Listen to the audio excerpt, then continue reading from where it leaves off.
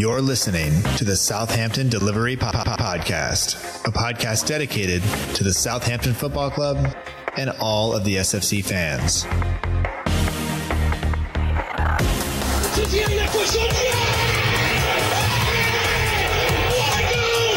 you want to have guarantees, you have to buy a wash machine.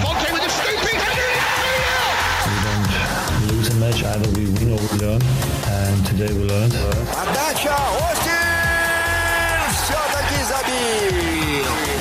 It's infield to Mane, 25 yards out. Lovely ball for Bella. Onside, 1-0. Buffon shot. Oh my word! Unbelievable. We ran around the pitch like Bambi on ice. It would be very, very embarrassing to watch. And now, your host, Matt Markstone. Hello and welcome to another episode of the Southampton Delivery Podcast, a podcast and newsletter dedicated to the Southampton Football Club and all of the SFC fans. My name is Matt Markstone. I'm the host of the show. No matter where you are, no matter how you may be listening, whether this is your first time or you've been here before, thank you for making the show part of your day. I hope that you enjoy it. And obviously, Arsenal did not go the way we would have hoped, and especially it didn't go the way that some of the recent games against Arsenal have gone. We have really stayed in it with them. We have given them a run for their money. Even Mason, who wrote for the newsletter last week, thought that the game would be close and that we would be in it. And we were for about 6 minutes. And by the 17th minute, it was clear that Arsenal were just going to be better than us, and that we had made too many mistakes already, and the defending was fairly comical, and so on and so forth. But you know what? We move on. We have a huge match on Wednesday against Fulham. By the time you listen, that will be tomorrow. So that is really what we have set out in front of us. But Sunday didn't really go the way we would have hoped on the pitch. It definitely didn't go that way for Michael Obafemi. And we'll talk with Christian Candler, who is my guest this week, about that. He's on Twitter at CandlerNero. Links to that are in the show notes, of course. And we'll talk about all of that with him. But my day didn't exactly go as planned either.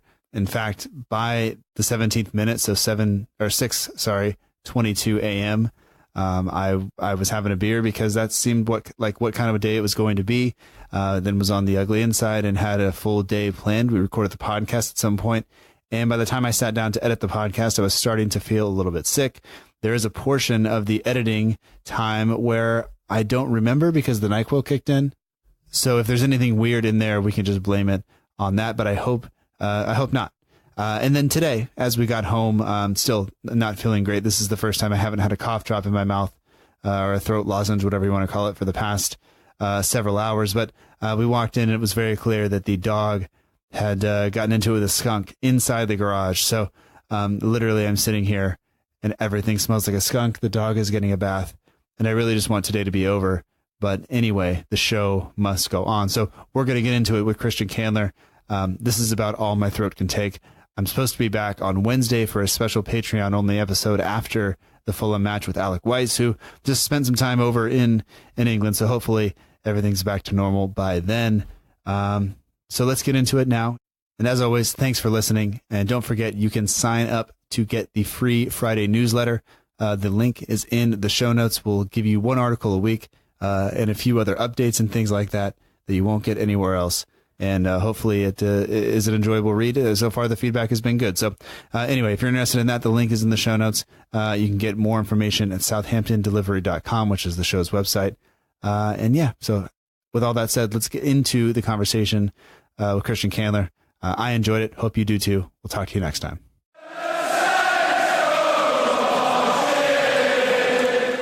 We'd like to welcome to the Southampton Delivery Podcast, Christian Candler. Christian has been on the show before. He's on Twitter at CandlerNero. He just wrote the first ever article for the newsletter.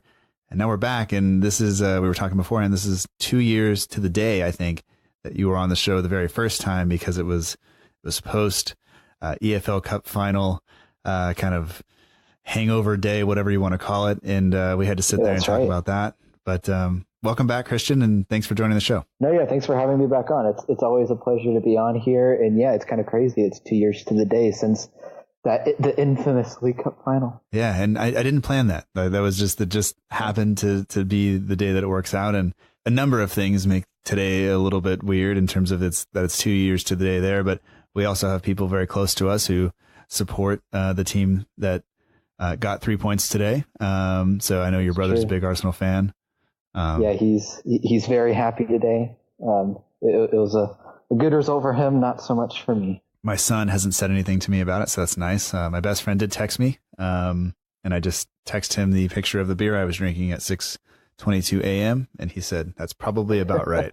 So yeah, everybody's doing okay. And I was talking with Freddie earlier from The Ugly Inside. We did the preview for the Fulham match, and one of the things we said kind of off air was just, it's not the end of the world. That's right. Yeah. It's not a great result. Wasn't a great performance even, but there's more games to come, and there's life outside the Premier League if it comes to that. But I'm not even convinced that that's it. I'm just trying to prevent myself from going into a full blown meltdown.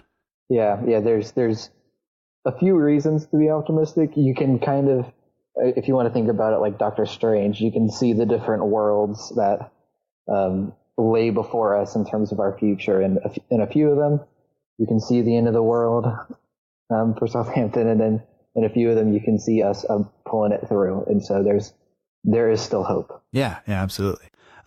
You obviously the newsletter is something new that I'm trying to do with the podcast and all that stuff, and you were one of the first people I contacted in terms of potentially writing for it, and you agreed to kind of help out there, so I appreciate that. But in addition to that, and what else? Like, where else can people find your writing? Because you've written for a number of outlets over the years, from like I think Breaking the Lines to I think it was EIF. Is that right? Yeah. I've written for them. I did a little bit for SB Nation, and so it's all on my website. If you want to go to www.candler.us, it's just like a candle, stick an R in the end.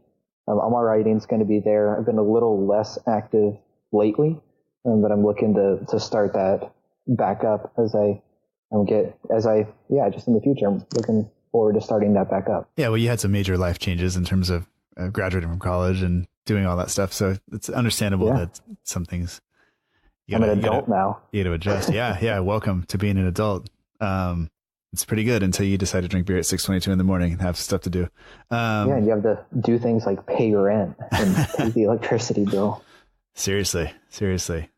I mean, if people want to find your writing, they can go to the website, and the link, of course, is in the show notes. And I don't know, is there any major update or anything since the last time we talked? It hasn't been 2 years. We talked cicada time. Remember that a couple of last year, I think. Yeah. So, I mean, any major updates since then?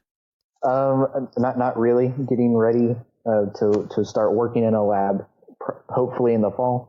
Getting ready for graduate school. Still looking to go into neuroscience and get my PhD. So working right now, but getting in preparation for that part of my future.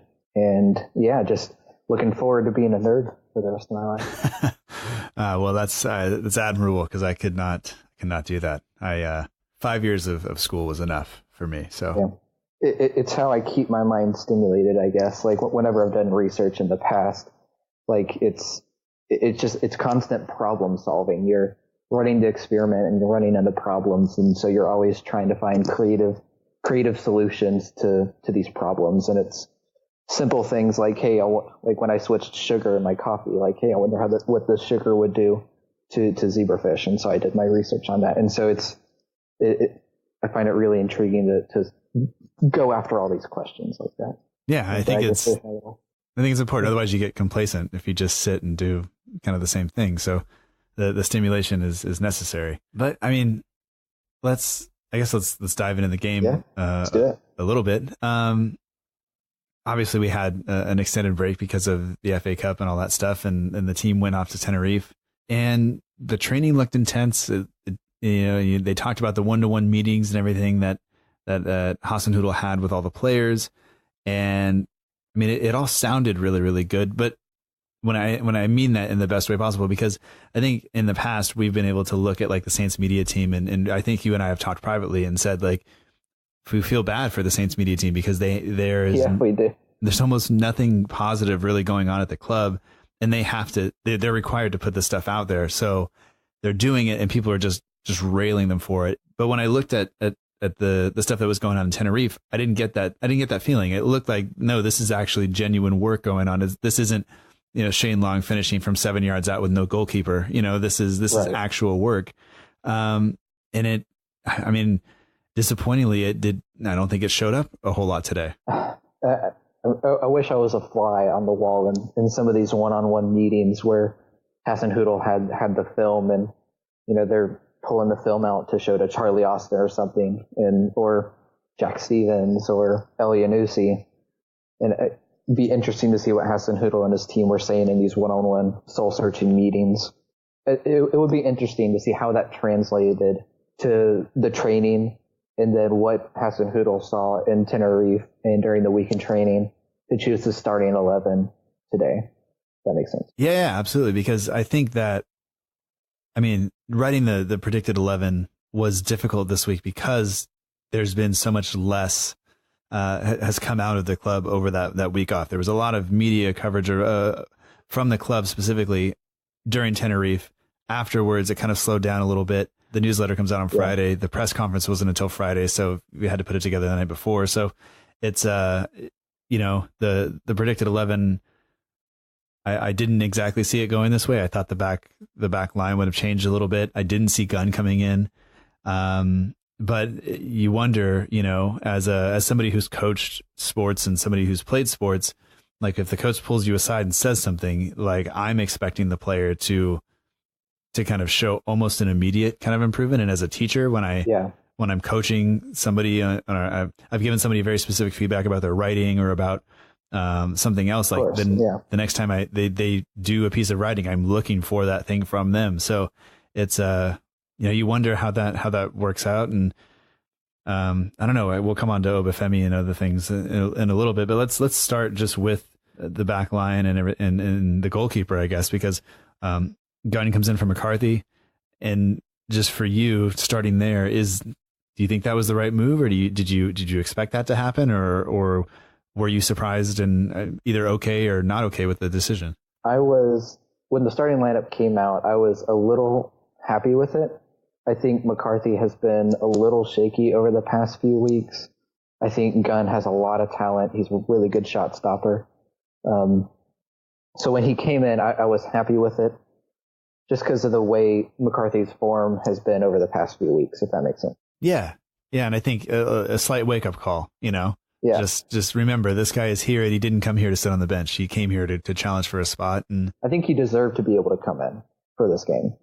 He's deserved another chance. And sorry, I didn't mean to cut you off. No, you're fine. You're fine. Yeah, no, I agree with that. I think that's absolutely the right call there. And I don't really think he did too much wrong today. I think the one really big save, maybe in more than one, but I think one that stands out in my mind was the kind of deflected shot, or the deflected cross. Vestergaard came sliding in and deflected, and he managed to get a foot on it.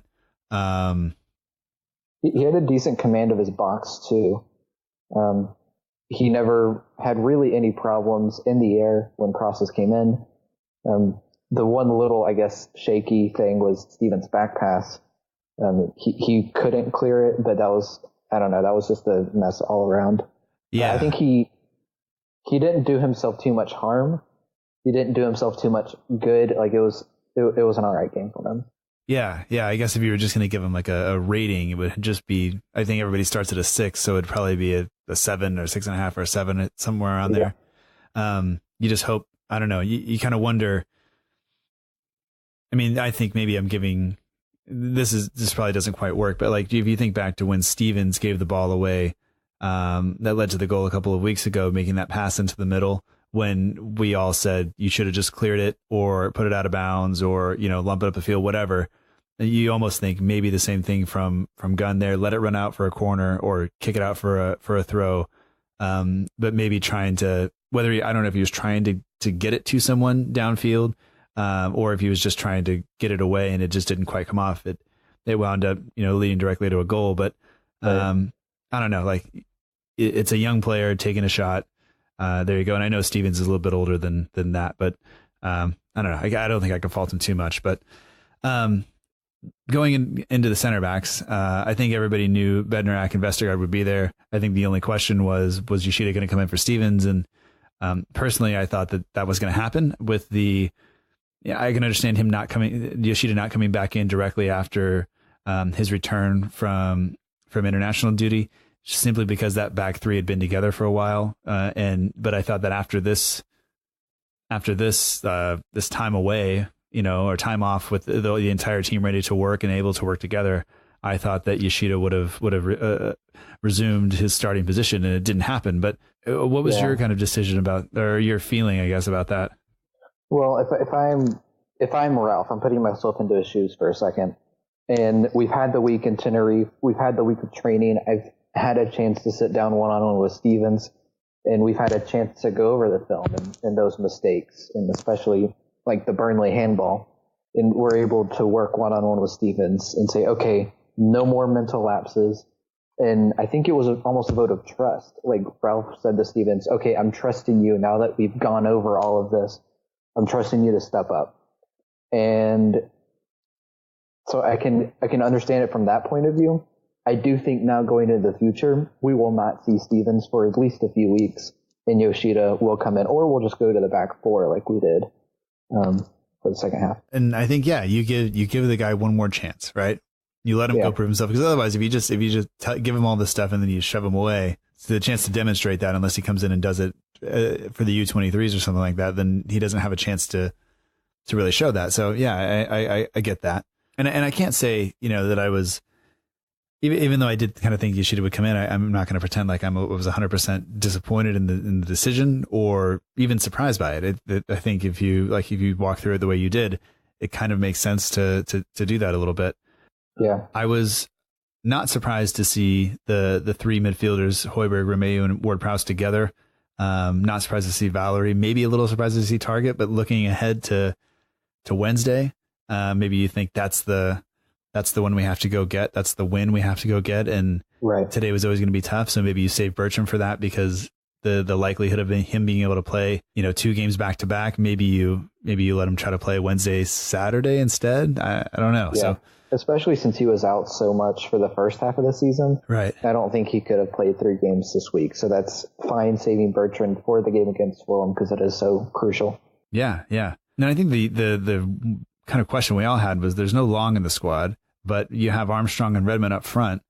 So not really a recognized striker, but 2 guys who can run and who can press and who can kind of create, I think, space and shots for themselves, which I think is what we want when we're playing the way we are. So I was pretty happy. That was something that I don't think we would have ever seen Mark Hughes do that. I think that was a tactic. That was somebody who was willing to try something a little bit different, and unfortunately it just didn't come off. But I don't think it necessarily had anything to do with the formation we played or the forwards we chose or anything like that. Yeah.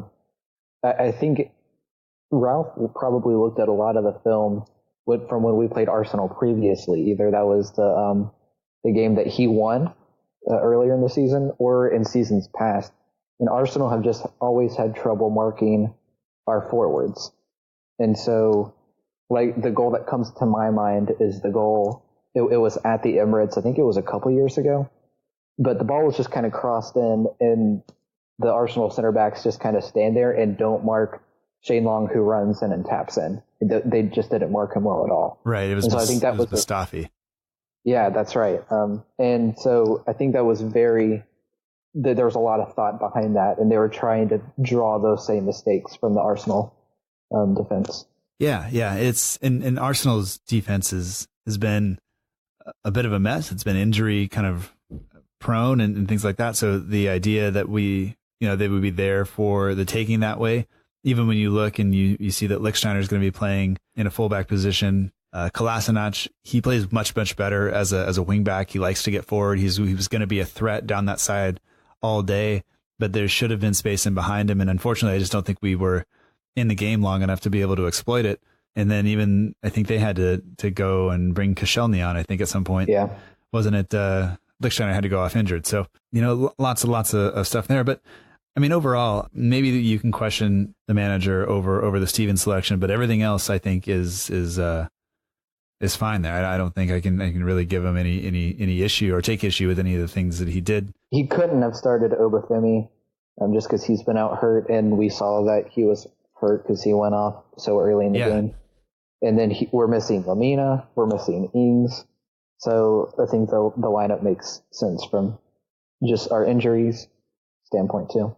And I guess this is as good a time as any to say it. Ralph's doing the best he can here, but is that enough? Is what he has enough, or did we really need to make sure that we strengthened? Does it highlight the fact that we needed to strengthen in January and we failed to do so? Oh, we absolutely needed to strengthen in January. If you look at Ralph's post-match press conference I think it was either Cardiff or Burnley, I can't remember off the top of my head, when he said this is not a Premier League squad. And he was very adamant about that, and I think we could all agree. There's a lot of talent on this squad, but there are individuals, and the depth isn't there to make it a full Premier League strength squad. And Gabbiadini left, Cedric left, and we have all of these other players on loan: Stephen Davis, Jordy Classy, Carrillo, Boufal, who are still technically on our wages, but they've been loaned out, and so we don't have that money from them. And it's frustrating that we couldn't bring anybody in January to just be a fresh face for the players, to be more competition for the starting 11 for the players, so they're fighting harder.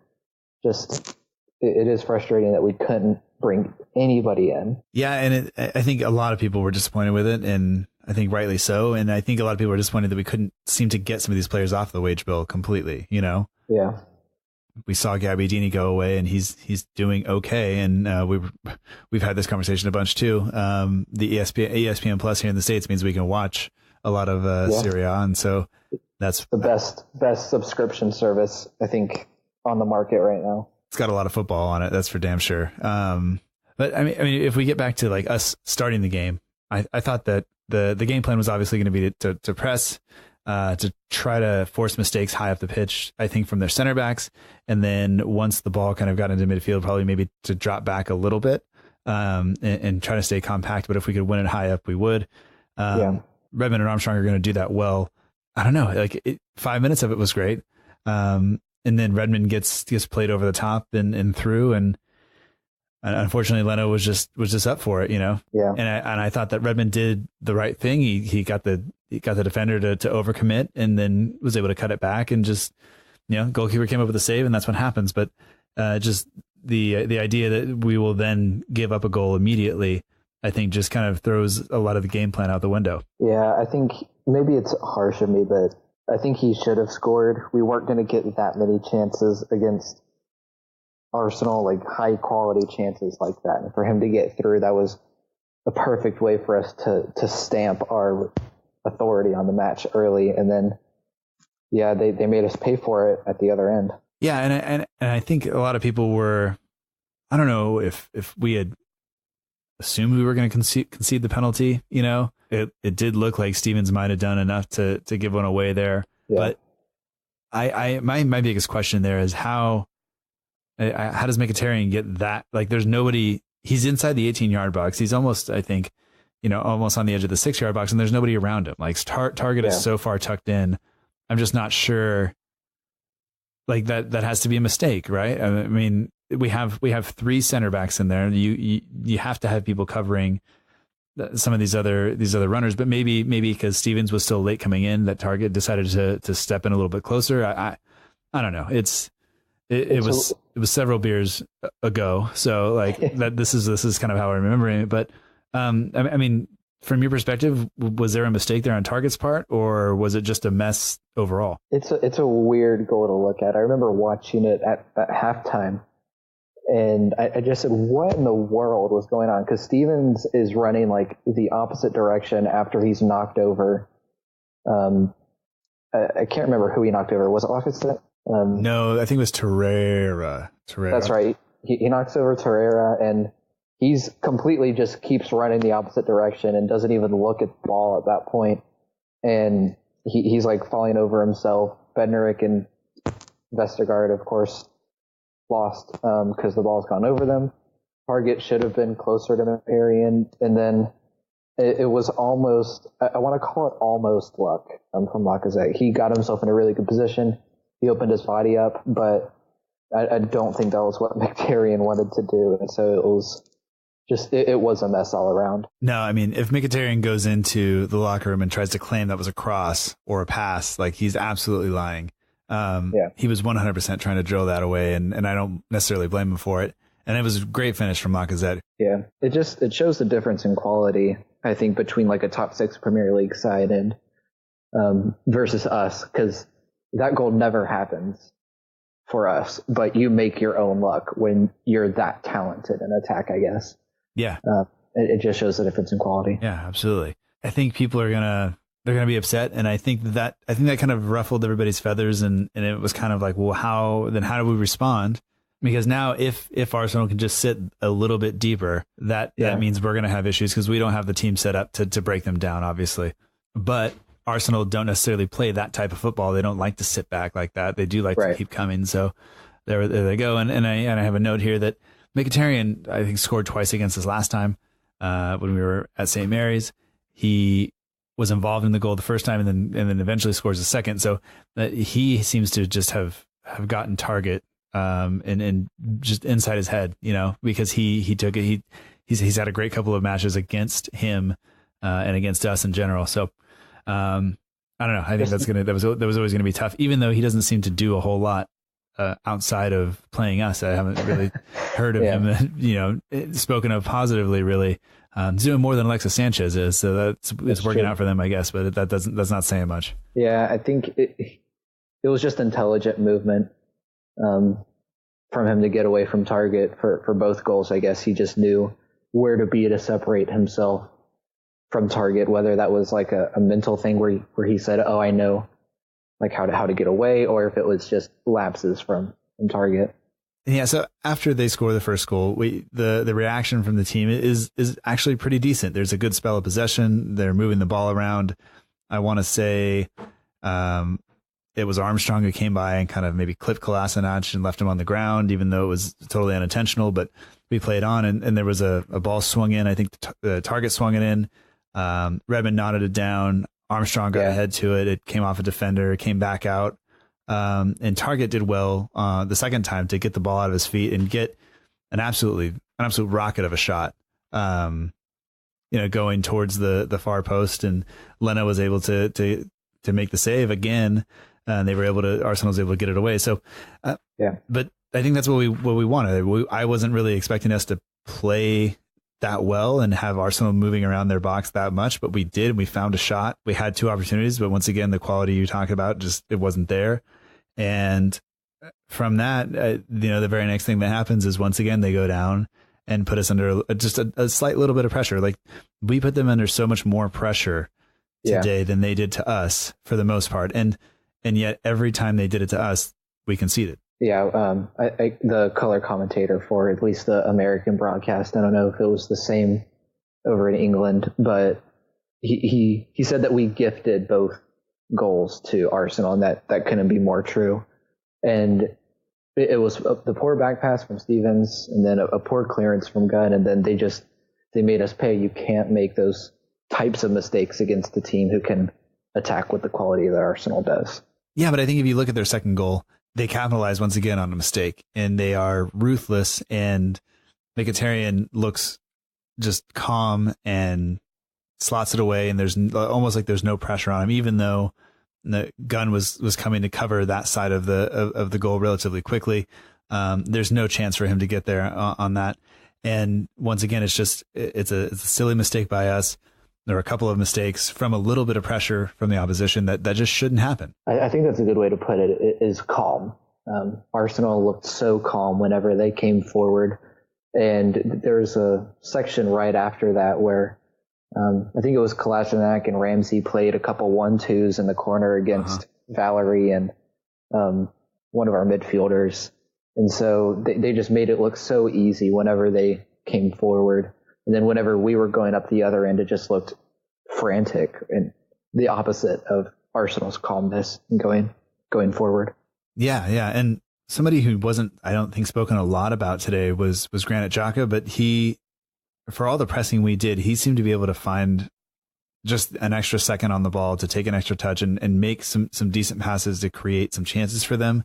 Even though I would say both of their goals came from kind of mistakes from us, I think he was actually pretty decent today, even if it didn't show up just in the commentary as much. But I don't know. I thought after that, we kept pressing. The game plan was still kind of there, but we kind of we're getting towards halftime. I want to say from the 20th minute to like the 38th minute.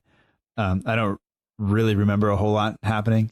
Yeah, you can see what I wrote in the notes. Nobody needs to know that. But it's I think that at one point Gunn had to come make a save off of a corner. I can't exactly recall it. I just have it in the notes. And then I have here that Arsenal should have been up 3, but it was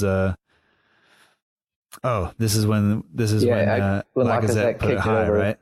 Yeah, and I can't believe he missed that. But also, like, Lacazette definitely should have scored. But if you want to look at it from the other way, Gunn did well to put a lot of pressure on him very quickly once Lacazette got the ball inside the box. Yeah. And I was watching on the replay, and I'm not even sure that Kolasinac meant to kind of lay it off to him. I think he was just coming forward, and it kind of came off him a little bit and fell to Lacazette. But Lichtsteiner did well to kind of start that whole thing. And I was really, really surprised that we weren't down 3. And then at that point, I think I just wanted it to be halftime. And then Gunn had to make that kick save in the lead just after that. And after that, it's really just get to halftime. If you kind of think back to Arsenal playing under Arsene Wenger, there was always you hear like Klopp's heavy metal style football or whatever. There was always all these like music kind of puns or whatever being thrown around. And Arsenal was just kind of like this free form jazz. They were very loose. They were just out there. They were all working with one another, but there was no kind of set like system or whatever. And it looked for periods today when they really got going that they were doing that. And I'm thinking specifically about the 1-2s with Ramsey and things like that. And you just look at them and go like that. They are good on their day. Oh yeah. They're just not as consistent as some of the other top 6 sides, I guess. But I just have here that, they're playing this beautiful jazz type, free flowing, inspirational football, and we can't defend a cross. Like that's the difference between us and them right now. Yeah. There was the quote from Arsene Wenger when he got that lifetime achievement this week, and he got up on stage and he was talking about coaching and how it was an addiction to him to still watch. And he ended that little quote with, when the best soccer minds come together and the best soccer players come together, you get art. And that was always his philosophy, was just this artistic way of playing. And you definitely got to see that influence at the end of the first half. Yeah, absolutely. And I don't know, good football is fun to watch. It's less fun to watch when it's being played against your team. So I think had Arsenal been doing that to a different team, I would have been all for it. But this weekend, I would have preferred us to have an answer, just especially because of where it leaves us. But let's run through the second half. Really, I told Freddie that, and this I think his preview will come out for Fulham before this episode comes out. But I kind of said like the second half was kind of boring. Like my feed for some reason was about 4 minutes behind, which was annoying. So it just meant that I didn't tweet as much because anything that I had to tweet had already passed. But I didn't see a whole lot. I mean, were there anything of note? I mean, the 2 halftime changes, of course, Obafemi and Austin coming on. I mean, do you have any issue with that, especially Armstrong coming off for Obafemi? Did that bother you at all, or does that matter, or do you think that because of the system we went basically 4-4-2 at that point, do you think that was necessary? I think it was a fine change. I would have been fine with just Stevens coming off at that point, but I'm really fine. Something had to kind of change. We needed a fresh face for the second half. And so I think Ralph saw especially how we created our chances, and it came with Redmond running through past the defense. So I think the change made sense from that point, because you could have Obafemi bursting past the defenders.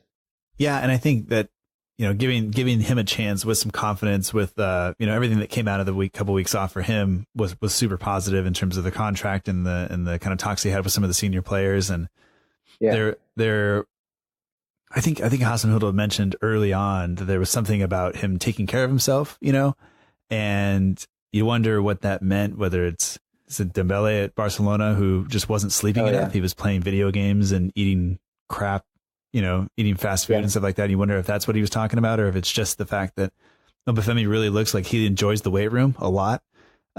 He maybe doesn't enjoy yoga as much, and maybe he needs a little bit of that, and so it's that body type that he has, he could easily be a WWE fighter he needs to be a UFC fighter or something like that. But maybe this, it's got to be hard on his body to do the running that he does, and he winds up getting himself injured. And that's not what we can't really afford that. I mean, our forward options are so light as it is that you can't afford to have him out as often as he is. Yeah, I'm going to pull another quote from my dad, which I used in the newsletter.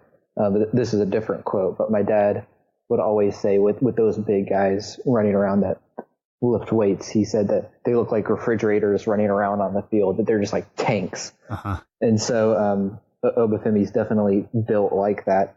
But with those players, like I remember playing against one of those guys growing up in soccer. His name was Roy.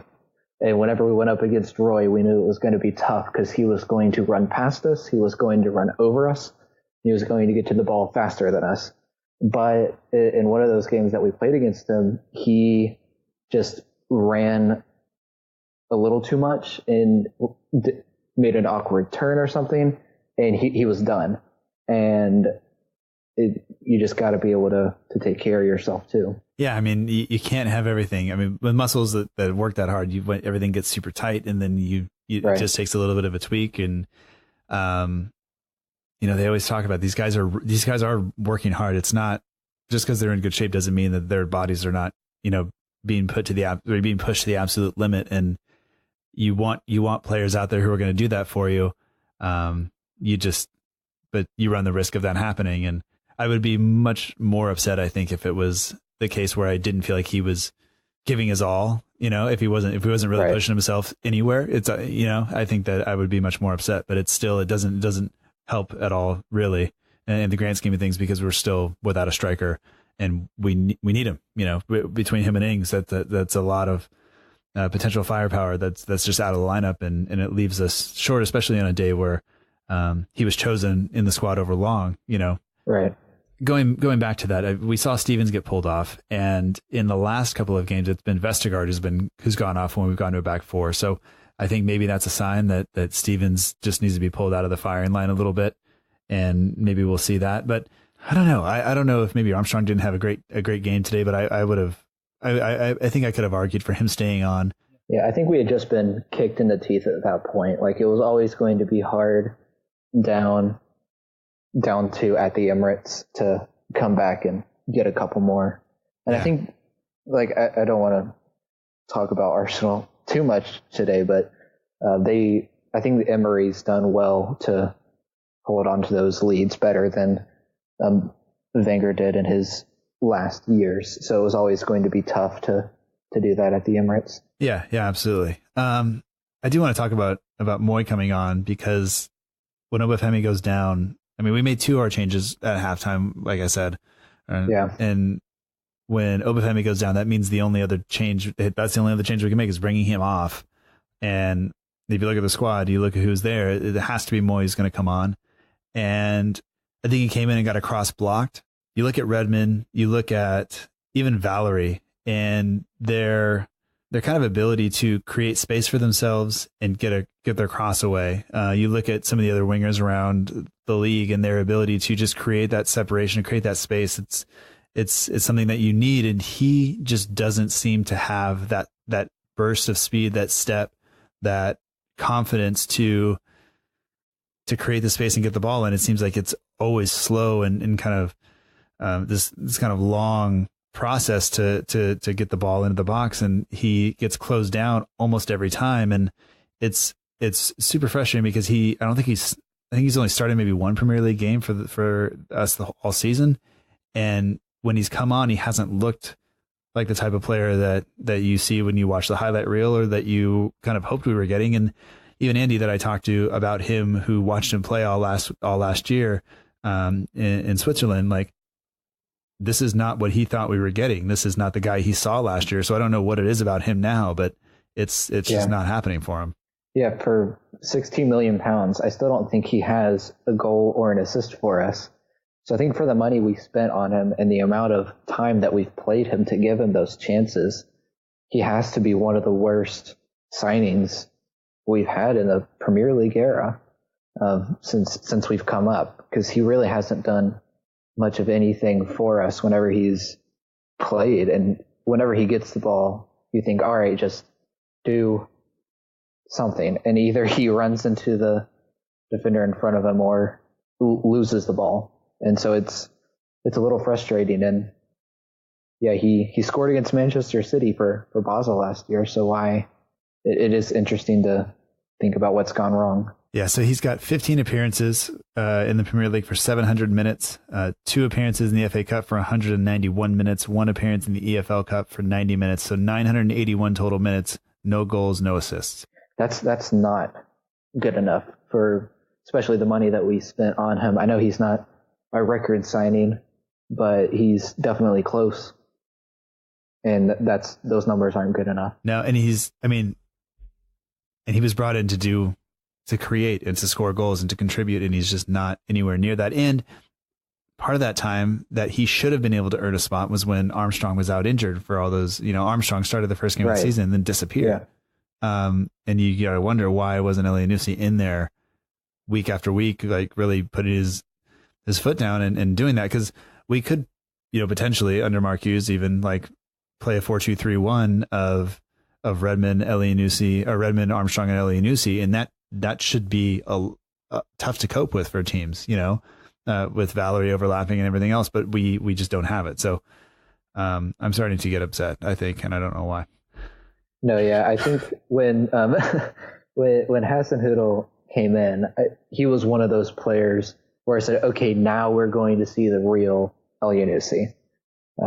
When you looked at the list of players that could really benefit from Hasenhüttl coming in charge, right? I think Elyounoussi might have been at the top of my list for players who could have had the most positive influence from him, but he's still been relatively invisible. Now, I mean, I don't want to be super negative, and I feel like we started off the show being okay, and then I've just kind of worked myself into a frenzy as we've gone on. Be optimistic.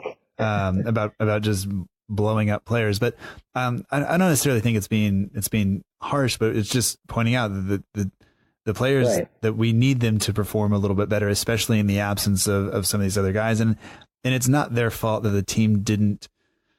the club, I should say, didn't bring in reinforcements, or that it's not their fault that the club has spent poorly in the past couple of windows and we have all this money out on loan. That's not their fault. Right. The market itself is inflated, but there are expectations on them, on their shoulders that they need to they need to own it. They need to go out there and perform. And some guys, I think if you go back to what Redmond did over the summer, where he basically went away, he kind of stopped worrying about Instagram and Twitter and anything else and just said, like, I'm going to refresh myself and I'm going to just come do it. And he's had a great season. Some guys like to take on all the pressure from social media and just kind of say, like, okay, here we go. And I'm going to show you, and then play with a chip on your shoulder. That's fine too. You got to find what works for you. And then you actually have to go back it up. It was nice to see Raheem Sterling kind of have a go at the newspapers the other day. I don't know if you saw that. It was, yeah, it was great. And so it's just, it's all on how you choose to deal with it. But you have to perform on the field. And if you don't do that, then, we can only kind of hope for you for so long before we have to, I guess join in on the criticism, even though I'm not advocating for like bandwagon beating people down, but like, there's a difference between criticism and abuse. Yeah, that's it. That's exactly it. And I think we're in a really interesting span of a few years here where social media has really come in as this huge influence. It's had even so much influence starting at around, I guess, 2012, 2013 to now, where these players like Elyounoussi and most of the current crop didn't grow up with social media. Right. But now it's suddenly a big influence on them in their careers, and they have to learn how to cope with it. It's something that hasn't existed before, and nobody still really knows what the best way to deal with that is. And so it's interesting how these players respond to it and how they start to respond to it going forward, because it's still such a relatively new cultural thing, that I can go online and I can tweet at Jack Stevens and he gets that notification. Whereas even in the late noughties, that didn't exist, and you couldn't get in touch with your favorite player that you love to criticize on the internet. But now you can with the flick of a couple thumbs. So it's interesting. We're in this time right now, and that was a weird tangent, but it was just it's kind of interesting to think about for me. Yeah, I mean, I remember growing up both with my dad watching sports, and then my grandma was she's from, I think there's still some debate whether she came to this country or not. Who knows? If she came to the country, it was as a child. If she was born here, she was born in New York, but she grew up a Dodger fan, and she used to sit. She loved the Lakers. She loved the Dodgers. And she would sit in her chair every night and she would just yell at them and call them bums. And that was as far as she went. That was the abuse. Yeah. And if she was really upset, she would go to bed before the game was over. Like, that was a real thing if she was that frustrated. But she used to sit there and just yell, "Oh, for Pete's sake," all in the top of her very old Italian voice, which was great. Yeah. And now, like you said, we get on Twitter and we just let the player have it because we can, and it's not always great. And I'm not sure, I still forget sometimes that there are very few professional footballers who are as old as I am, and so it's I'm talking to a kid. I'm talking to people who are closer to the kids I teach age than my age, and yeah. So you wonder, I wouldn't tell my students that if they were playing, because I know what that would do to them, even though they are strong and athletic and all this other stuff. That there's it's just not, it's not the same. It's just, it's got, that's the stuff hurts, and the stuff, like you said earlier, there's a difference between criticism and abuse. And, we have to find that line, I think, and, make our feelings known, but also make sure that we're not just sending them down this place of that I'm making them feel terrible, Yeah. The role of fans has kind of changed with social media. I mean, it just kind of, it's a really cool time to be a fan, because you get to be so personal with either the team's social media account, and it feels like Southampton is tweeting at you, and versus then it used to be as personal, and fans definitely have a bigger role now than they used to. It's kind of cool, but it also can be kind of dangerous. Absolutely. All right. Well, let's wrap that up. Let's get to a couple of the other things. We have some questions, and of course, people can always send in questions to Twitter, Instagram, or Facebook. You can also drop a comment on the website at southamptondelivery.com if you want to have that. And patrons always get priority for having their questions answered on the show. So we have some questions this week, and let's see where I put them, because I do not know anything while I'm looking for them. While I'm looking for the questions and finding them, because I seem to have lost them on this. I don't know how long this document is anymore. Did you see the news this morning? I woke up to it, actually, that Claude Puel has been let go from Leicester City. Yeah, it kind of seemed like it was time. We're starting to see the same fan unrest that was abound in our fans at the end of that season. And it just kind of seemed like deja vu a little bit. It's kind of interesting to look at Leicester's fans and us kind of nod our heads like, yeah, we know how you feel. And then they finally pulled the trigger and fired him. Yeah, it's the defeat. They had a pretty heavy defeat yesterday. Was it 4-1? Is that what it was? Yeah, it ended up being 4-1. It was crazy, because if you watched the game, it did not seem like it was going to be 4-1 Crystal Palace. But Crystal Palace just killed Leicester on the counter. And you could kind of see Claude at the end. He kind of knew he was doomed at that point. Well, I mean, he's had so many of those types of performances. Like you could say it's unlucky on his part, but if it keeps happening over and over and over again, then maybe it's not unlucky. Yeah. Then maybe it's not unlucky. Maybe it really is it's just something that is the way you play, and you leave yourself open to that. And I think you had players who were not happy with him. It didn't really ever seem like him and Jamie Vardy really got on. There was that TV clip of Vardy kind of calling him something a couple of weeks ago.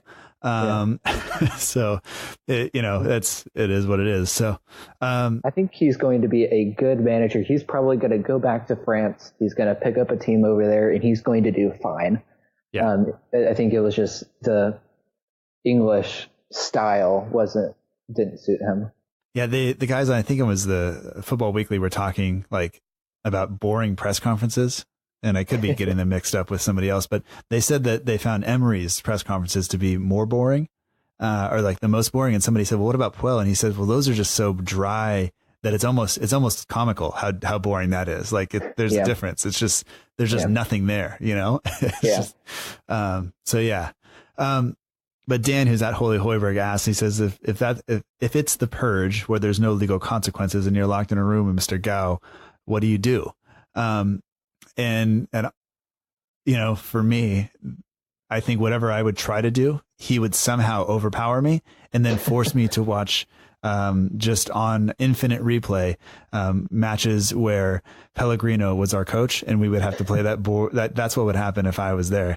I won't go all the way back to Boyle because we did have some success under him, but I think that's where my mind went if that was the purge, because there should be legal consequences for being forced to sit through all of those matches. But I don't know if you want to take a crack at that question or not. Yeah, I mean, I guess I'm a weird dude. Like the first thing, like, I'm fine if you just give me reasons for what's going on. Like, my thing is, I just want to know why there hasn't been any investment. Like, just give me a reason why we didn't invest in January. Give me a reason why we haven't brought in better talent. Like, just why, and that'll help settle my nerves a little bit.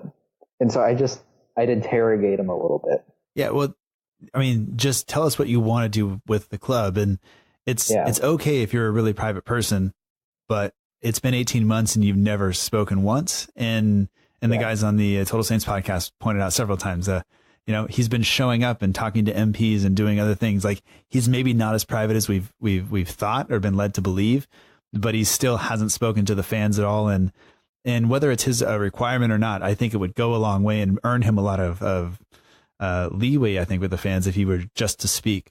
Even if we don't necessarily like what he says, as long as, you know, show us there's a plan, show us there's something going on. And then I think we'll all kind of go, oh, okay, that's what it is. But as of now, we just have to guess and trust that what Ralph Kruger says is true. And sometimes, you know, he says the guy's super private, and then he's on Instagram and Twitter, and like, it's like, well, like, what's going on? So it's kind of a mess, but I guess we'll just watch that situation, and maybe we should ask Dan the same question. We'll see what he says, but hopefully he'll do that via text and not on. My favorite comments that we get when I ask for questions are always people just sending emojis in or asking us to follow them. So we will not mention those names. But Kurt Zottel, who was on the show very, very recently, host of the BSO podcast, says, who was the best and worst player from today? And this came from Instagram. So Christian, if you had to pick one, who would it be? Oh, man. I guess if I had to pick one that was the best, well, kind of going along in my head. Okay, I'm going to say this, and I know I'm going to get some bias comments from the people that are listening, but I'll go with James Ward-Prowse. I don't think he really did anything wrong today. Doesn't necessarily mean he did anything great. I know he had a volley blocked, shot blocked, but he didn't do anything wrong either. He didn't lead anything to goals. He moved the midfield fine. Just anybody else I think about, I can point to like a small mistake, whether it was my other go-to would have been Bednarek. And then I guess worst for the game has to be Stevens. Yeah, I think if I'm going to pick two people that are just different than what you said, just for the sake of bringing somebody else in the conversation, I'd probably say maybe Jan Valerie. I thought he did well today. Oh yeah, I want to change my answer to him. Yeah. That's too late. Jay's going to crucify you for choosing JWP already. But I think Valerie did well. And we didn't mention Target in that kind of sweet strike he had towards the end. That forced a save, but I think he struggled a little bit defensively. Obviously with Mkhitaryan getting the assist and a goal coming on his side, that's not okay. And if you had to say worst, it might be not necessarily in terms of the performance, but just the worst day today might be Omafemi, coming back, getting on the pitch and then having to be taken off again. That's so frustrating, especially for such a young guy. Like, he just wants to get out there and prove himself, and just the worst of luck for him. It's a Ali Dia level of minutes for him on the pitch today, which is not great. Ray_8410 is the host of the In That Number podcast, and he asks, is Jan Valerie ready to take the right wing back role going on into next season? Do we buy or do we welcome Cedric back? Honestly, I think that the upside for Valerie is huge. I think he's confident and he's strong, and if he can just kind of calm down on the the hot-headedness, maybe, I think he's going to be fine. Yeah, I think he completely is the person to go forward. And the only way he's going to get better is if he gets more experience. And the only way he's going to get more experience is that if he just keeps playing. And so I think he is the man to continue through the rest of the season, through next season, because he's only going to get better during the off season. And I think his potential and his upside is so high. I think he definitely is the person to lead us in that position forward. And I think we do have to let Cedric go in the summer. I know he's not having a great time at all over at Inter, but I do think we're going to have to let him go. Yeah, find somebody who's willing to take him, and I think let him go off and send him back to Portugal. I know Sporting would probably love to have him back in Lisbon, and it'd be good for him to finish his career there. Yeah. I am Daniel Adam says, what's the worst thing about today? But it just made me think of a couple of things, because like we said, I don't necessarily think every aspect of our performance was terrible, but there are a lot of things that happened today that were pretty bad, from the result itself to Obafemi's injury to just some of the mistakes we made. So I have a little list. It's not a big list, but I'm going to ask you what was worse, either today or these things. So what was worse, today, watching today, or people who only sing 2 lines of a chorus over and over and over out loud? Ooh, definitely people who only sing 2 lines of a chorus back and forth. People who are watching today, or people who talk about how much they do CrossFit? Oh, definitely CrossFit. I have a friend that all he talks about is CrossFit when we meet up. And we're like, dude, shut up. Like, we know you do CrossFit. It's great. Good for you. We do not care. There are a couple of other dietary things that we could go into there, but I'll just lump that all together with that. So we'll do that. So watching today, or people who text and drive and therefore drive poorly? Ooh, please. It's definitely texting and driving. Do not text and drive. I know I have a personal story with that, but I know somebody who was injured very badly after texting and driving. It was very, very scary. So that's definitely worse. All right. So, I mean, anybody who knows now that watches or listens to the show, not watches. If you watch it, that's weird because there's no video. But if you do, please don't tell me, because it's just going to make me feel super awkward from now on.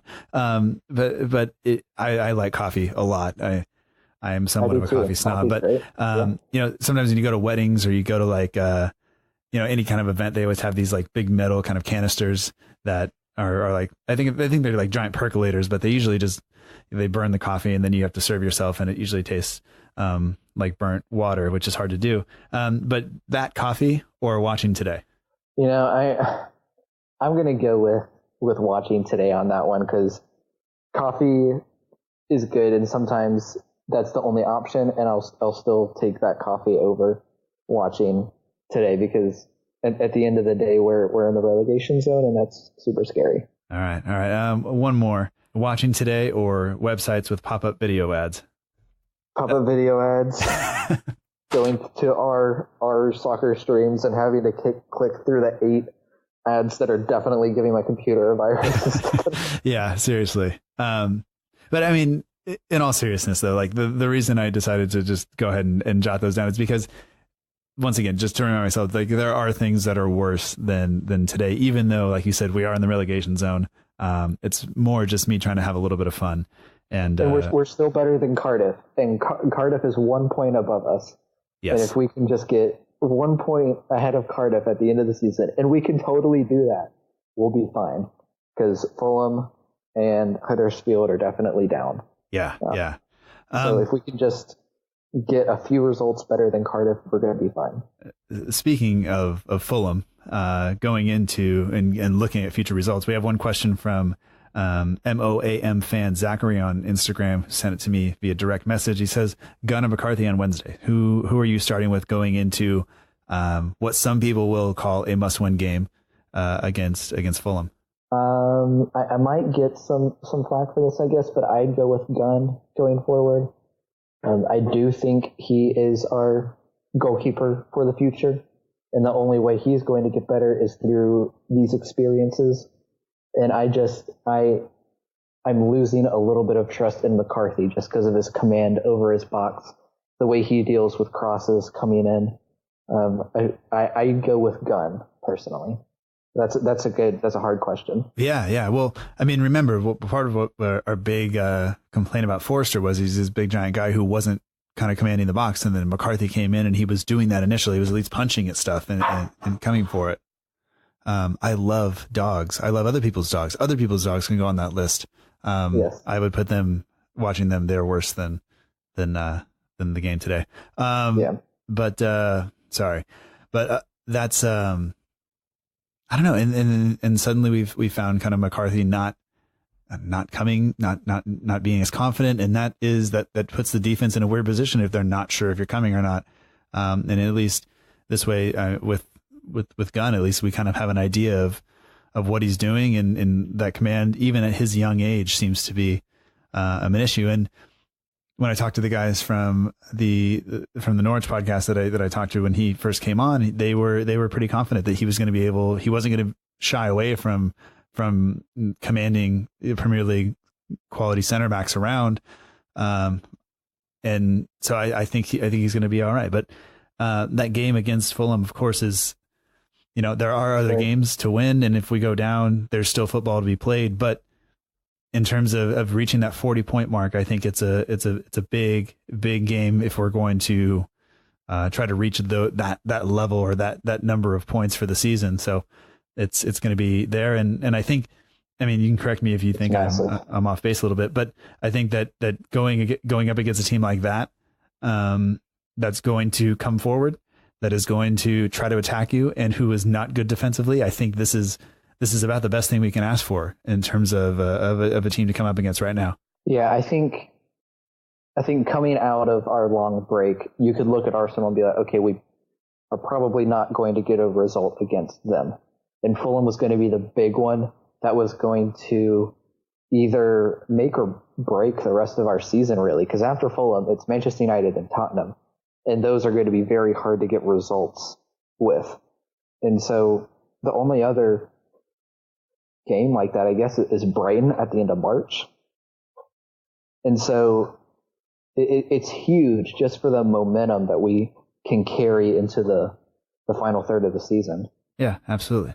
All right, I think that does it. I think we've covered about everything we can. So thanks to everybody who sent in their questions, and remember, people, you can do that in a number of ways on social media or the website or whatever else. But Christian, do you have anything else that you'd like to add before we kind of wrap this up? I guess just my final thoughts. We have gotten into this negative mindset so easily, and it's really gone through every single facet of our club. But most importantly, it's really gotten into our players. And you can look at most of our players, and they lack confidence, and it just has to change. And that's been Hasenhüttl's hardest thing to overcome. It's that confidence that the players need. And we just need a little bit of confidence in the players. And I hope we get that against Fulham, and then that can carry into the rest of the season, because we won't stay up if our players don't have the confidence in themselves.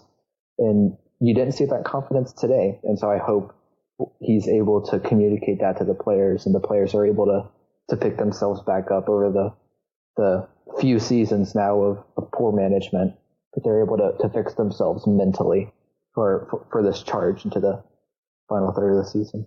Yeah, because they have to believe that they can do it. If they don't believe they can do it, then it doesn't matter what we think or what we say or what we do or what formation we play. It's they have to believe that they can get it done. And so hopefully, like you said, hopefully they do. Hopefully Hasenhüttl can kind of instill that in them, and I think it'll be. I think Wednesday night will show a lot. It's how do you bounce back after a disappointing day, and how do you show up to work the next day, and how do you face kind of that issue and move on, I guess. Yeah, and Højbjerg can give these press conferences as much as he'd like. That doesn't translate to the other players on the field. I do believe we're going to stay up. I believe we're going to stay up. We're better than Cardiff, even though we lost against them twice. We're better than Cardiff. So we can definitely stay up above them.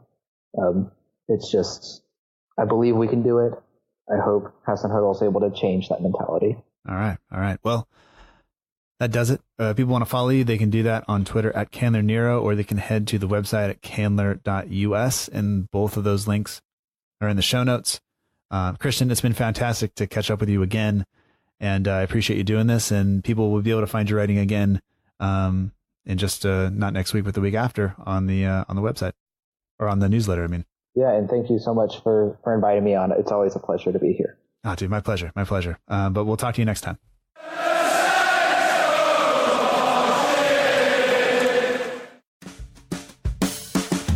And that does it for episode 111 of the Southampton Delivery Podcast. Thank you so much for joining us. I hope you've enjoyed it. Special thanks this week goes out to Christian Candler for joining me. It was a tough day to talk after a disappointing performance, especially when we both have people so close to us that really like Arsenal, which makes it that much worse. My dog, by the way, you heard him on the episode. I spoke with him at the beginning. He is now sitting directly underneath me. And even though he's had a bath, it's still pretty terrible. So proof that is that some things are more terrible than the on-field performance and where we find ourselves in the table. Your dog could have just gotten sprayed by a skunk. Anyway, there are other things we should talk about here, including the fact that you can find our partner, the Southampton page, on Twitter and Instagram for all your Southampton FC news and needs. Be sure to follow the Southampton page on Twitter, Instagram, and even on Facebook.